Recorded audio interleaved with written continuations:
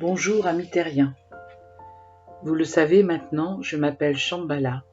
Je suis une habitante de la planète Mercure et je vis sur la Terre. Dans la vidéo précédente, je vous ai parlé de l'ascension, qui est une étape importante dans votre vie puisqu'elle termine le cycle de vos incarnations forcées.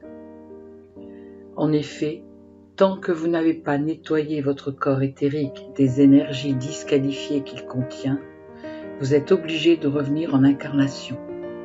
Vous n'avez aucune obligation à le faire tout de suite, mais un jour il faudra le faire, ça ne peut pas être autrement. Sachez qu'à partir de l'ascension, vous n'avez plus l'obligation de vous incarner. Soit vous choisissez de revenir sur Terre ou ailleurs avec des missions bien précises, puisqu'il n'y a pas que sur Terre que vous pouvez vous incarner, et vous aider la Terre et ses habitants. Soit vous restez dans les mondes de lumière à œuvrer à d'autres tâches, y compris celle d'aider l'humanité. Personnellement, j'ai choisi après mon ascension de revenir sur Terre pour l'aider et aider ses habitants.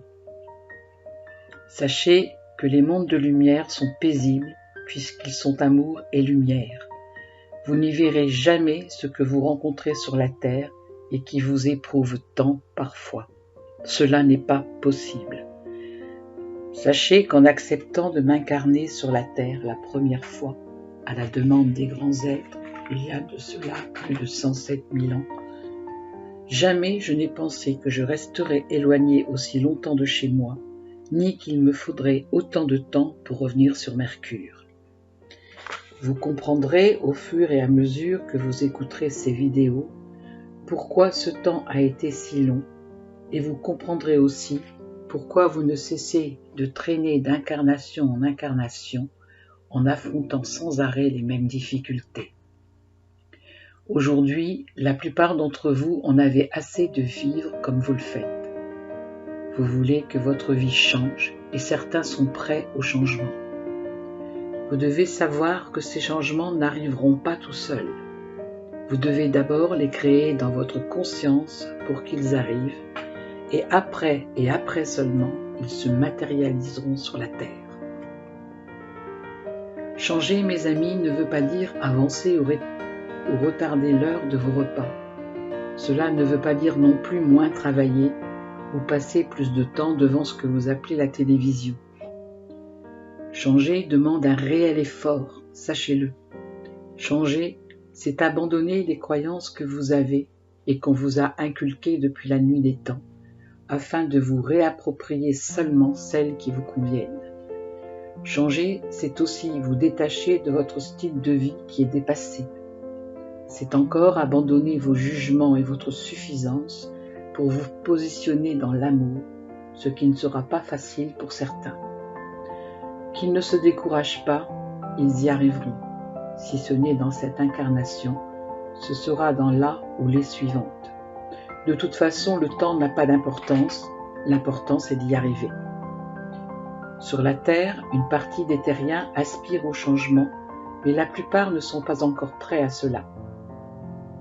Rassurez-vous, nous assistons aux dernières résistances qui peuvent être féroces parce qu'elles sont porteuses du désespoir et de la cruauté de ceux qui savent que leur monde de domination est révolu. Les tyrans ont du mal à perdre leur pouvoir, mais ils le perdront parce qu'un nouvel âge d'or est en marche. Le premier âge d'or a eu lieu juste après la création de l'homme. C'est un moment où les humains, qui étaient arrivés avec toutes les qualités divines, ne pensaient qu'à les promouvoir sur la terre. Puis, ils se sont peu à peu éloignés des principes divins et ils ont fait tout et n'importe quoi, se laissant aller de plus en plus à leur sens. Ils créèrent de ce fait des énergies disqualifiées et cela constitua petit à petit leur karma. Avant la création de ces énergies disqualifiées, le karma n'existait pas. Donc, par voie de conséquence, le conseil karmique n'existait pas non plus. Je vous parlerai du karma et du conseil karmique à un autre moment. En créant des énergies disqualifiées, sachez que les humains se sont éloignés de l'amour et de leur lumière d'origine. C'est ce qu'ils doivent retrouver dans leurs incarnations. Pour atteindre la vibration d'amour qui permet le changement, il ne suffit pas de le penser, de le dire ou de le vouloir. Il faut travailler pour y arriver, mes amis.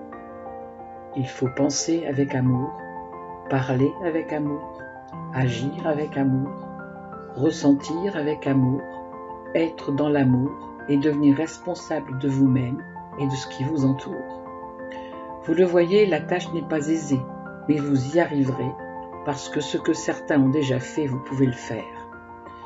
Votre planète a besoin de vous, mes amis. Elle a beaucoup donné dans le passé et elle continue à le faire. Vous avez accepté ces dons avec la plus parfaite indifférence pendant des milliers d'années, les considérant comme quelque chose qu'elle vous devait. La Terre ne vous devait rien, mes amis. Elle s'est sacrifiée pour vous et il est grand temps que vous vous en rendiez compte. À vous maintenant de lui rendre ce qu'elle vous a donné et de la protéger. C'est cela une relation, mes amis. Une relation, ce n'est pas recevoir sans jamais donner, c'est un échange où chacun offre à l'autre le meilleur de lui-même. Vous ne le savez pas, mais partout dans l'univers, on parle de la planète Terre comme d'un boulet galactique. Pourtant, aussi incroyable que cela puisse paraître, personne ne veut la voir disparaître, parce que si elle disparaissait, c'est l'équilibre entier de l'univers qui serait menacé. Tous les êtres venus d'ailleurs le savent, c'est pourquoi depuis des millénaires, nous sommes tous vigilants et nous travaillons tous à sa sauvegarde. Les terriens sont les seuls à ne pas la protéger. La grande majorité d'entre eux continuent de l'exploiter.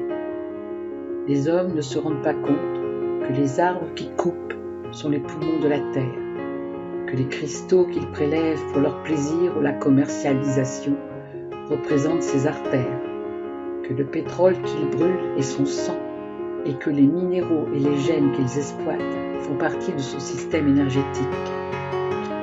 Les ressources qu'ils prélèvent sans respect et qu'ils considèrent comme acquises amènent à un affaiblissement du corps de la Terre, aussi bien à la surface qu'à l'intérieur.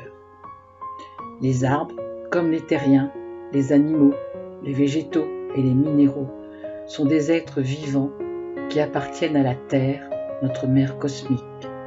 Cette terre qui vit et respire est un être d'un ordre et d'une intelligence supérieure qui est chéri et respecté par toutes les planètes de ce système solaire, les galaxies de cet univers et de toutes les autres. Jamais au cours des millions d'années qui viennent de passer, l'homme n'a autant maltraité la Terre qu'il le fait depuis le début du XXe siècle. Partout dans l'univers, on dit de vous, et ce n'est pas flatteur, mes amis, que vous êtes des chiens qui mordent les mains de ceux qui les nourrissent et les aiment. Sachez que les humains n'ont pas respecté leurs engagements. Vous l'ignorez, mais au début de la création, il avait été convenu que tous les règnes devaient être honorés et qu'ils devaient se partager la planète Terre de façon égalitaire.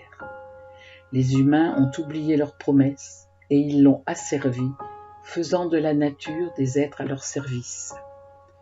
C'est vrai que les arbres ont une apparence différente de la vôtre, mais comme le règne animal, comme le règne humain dont vous êtes des représentants, ils ont le droit de vivre. Ce que vous appelez les catastrophes naturelles est provoqué par des déséquilibres au sein des grilles énergétiques de la Terre, mais vous ne le savez pas. Ces déséquilibres proviennent des vortex d'énergie discordantes, entendez par là non harmonieuses ou encore négatives, qui ont été créées et accumulées par l'humanité. En effet, c'est le mauvais usage de vos énergies, vos pensées négatives et votre manque d'amour envers autrui et toutes les formes de vie qui sont à l'origine de ces vortex. Les humains ont tellement défriché et coupé d'arbres qu'aujourd'hui ceux qui restent ne peuvent plus absorber les énergies négatives créées par les hommes, ce qui est pourtant leur fonction. Votre responsabilité est grande dans ce qui se passe sur Terre, mais rien n'est inéluctable, mes amis. Vous pouvez changer le cours des choses, il n'appartient qu'à vous de le décider et de le faire. Pensez-y et faites-le, mes amis. À bientôt pour un nouveau sujet qui devrait intéresser tout le monde.